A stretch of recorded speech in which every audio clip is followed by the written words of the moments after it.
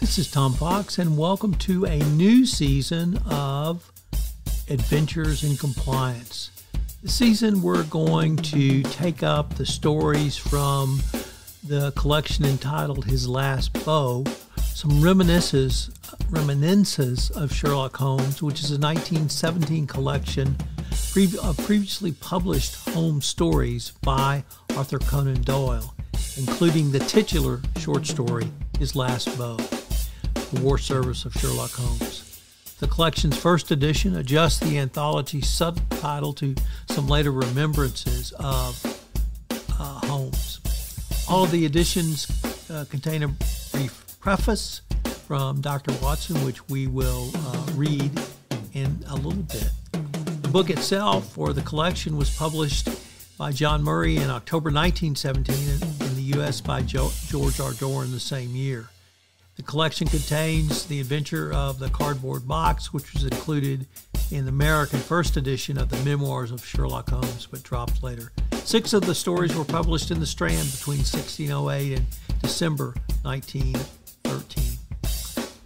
His final story, His Last Beau, the War Service of Sherlock Holmes, is an epilogue about Holmes' war service and was first published in Collier's on September 22nd, 1917, one book before the book's premiere.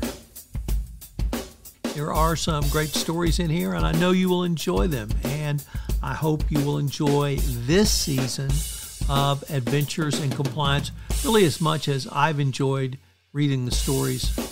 If you've enjoyed this series or enjoy Sherlock Holmes, I hope you'll subscribe, rate, and review this podcast wherever great podcasts are listened to. Adventures in Compliance is a production of the Compliance Podcast Network. Today, we take up The Adventure of the Devil's Foot. I know you'll enjoy this episode. We're going to have a quick word from our network sponsor, Ethico, then we'll be right back. In the intricate world of ethics and compliance, each second is precious, and slow case closures are more than just delays, they're missed opportunities. Enter Ethico. Our solution revolutionizes case management, cutting case closure times in half and turning every challenge into a chance for improvement. Imagine a workspace where efficiency and compliance coexist harmoniously. Don't just dream of faster resolutions, make it your reality. Visit ethico.com/CPN today to book a demo and dive into our exclusive white paper by Tom Fox, 2023, The Year in Compliance. Empower your team with the tools they deserve.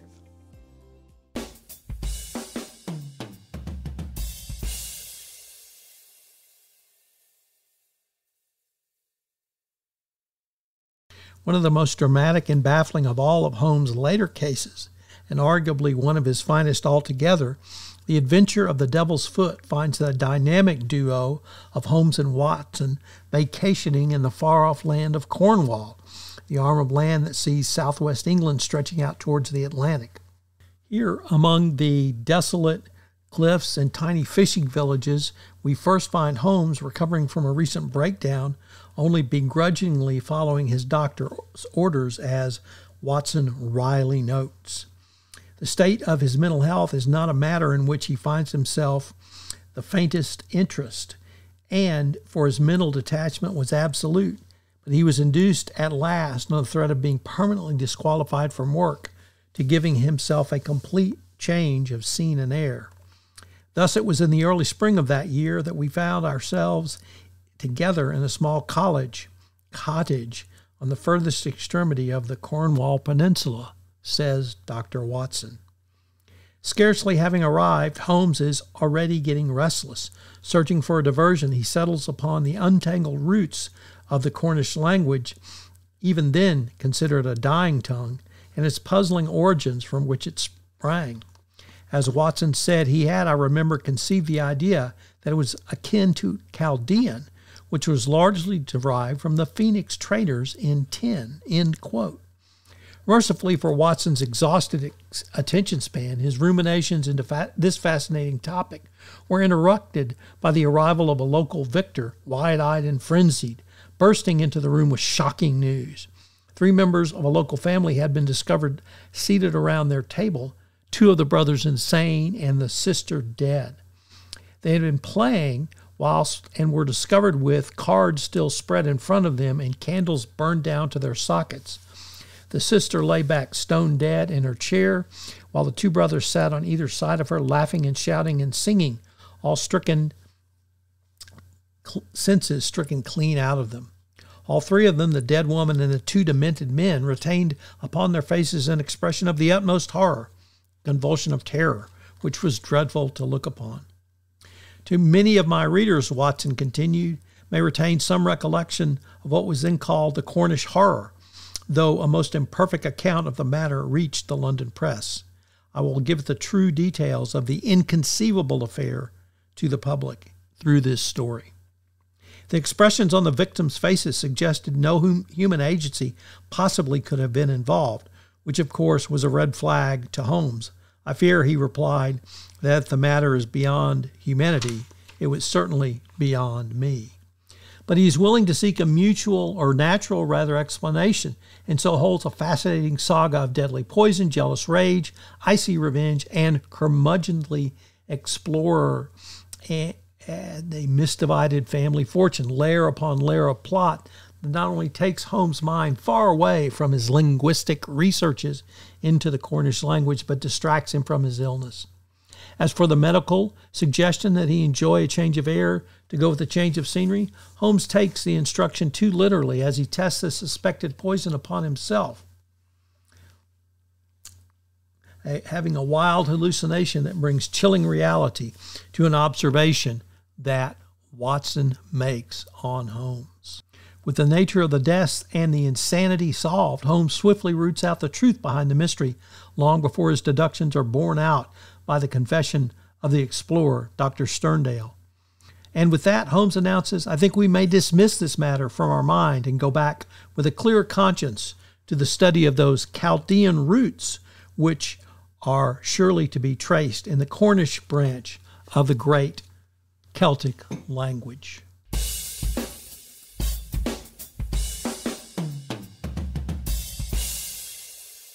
What are some of the investigative lessons that can be learned from this story? I think that they can be effectively applied to many modern compliance investigations in a variety of ways. Number one, observation and attention to detail. Compliance investigators should closely examine the physical environment, review documents, and analyze data to identify seemingly minor clues that could provide valuable insight. This meticulous attention to detail can uncover patterns, inconsistencies, or anomalies that might indicate potential compliance issues or risks. Number two, a holistic approach to evidence collection. Compliance investigators should gather a wide and diverse range of evidence, including documents, electronic data, witness interviews, expert analysis, to build a comprehensive understanding of the facts and circumstances of every matter. This multifaceted approach helps compliance team corroborate information, identify root causes, and draw well-supported conclusions that will help them moving forward. Number three, hypothesis testing and challenging assumptions. Compliance investigators should resist the temptation to jump to conclusions and instead develop and test multiple hypotheses to validate their findings. This open-minded approach helps uncover blind spots, identify alternative explanations, and ensure the investigation's conclusions are well-grounded and are defensible. Number four, adaptation and flexibility in investigative strategies. Corporate investigations often involve complex, rapidly evolving situations, requiring compliance teams to be agile and willing to adjust their strategies as new information emerges. Maintaining this flexibility allows investigators to pivot their approach, explore new avenues of inquiry, and adapt to changing circumstances. Number five, patience and persistence in gathering evidence. Compliance investigators may require a sustained effort and diligence as investigators navigate through layers of information, potential resistance, or incomplete data. Demonstrating patience and persistence ensures that the investigation is thorough, comprehensive, and able to withstand scrutiny, whether that be a court or the Department of Justice. Number six, objectivity and impartiality in analysis. Compliance teams must strive to maintain a high degree of objectivity and impartiality, setting aside any personal biases or preconceptions that can influence the investigation's findings. This unbiased approach enhances the credibility and reliability of your investigation's conclusions. Number 7, effective communication and presentation of your findings. Compliance professionals should develop strong communication skills to present their findings and recommendations in a clear, compelling, and persuasive manner. This enables your organization to understand your logic, appreciate the significance of the issues you have identified, and make informed decisions based upon the evidence moving forward. By applying these investigative lessons from the adventure of the Devil's Foot, corporate compliance teams can enhance their effectiveness of their investigations, leading to a more robust compliance program, better informed decision-making, and a stronger culture of ethical behavior within your company.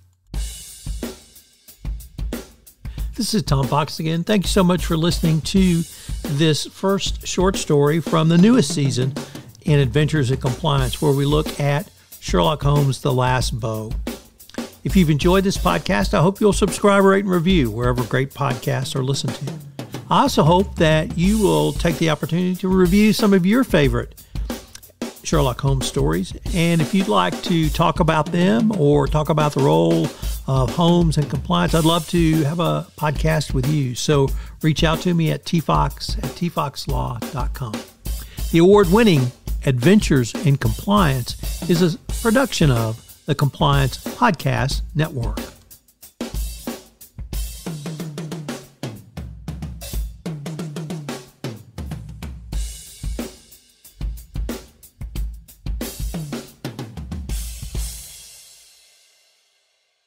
This podcast is a part of the C-Suite Radio Network.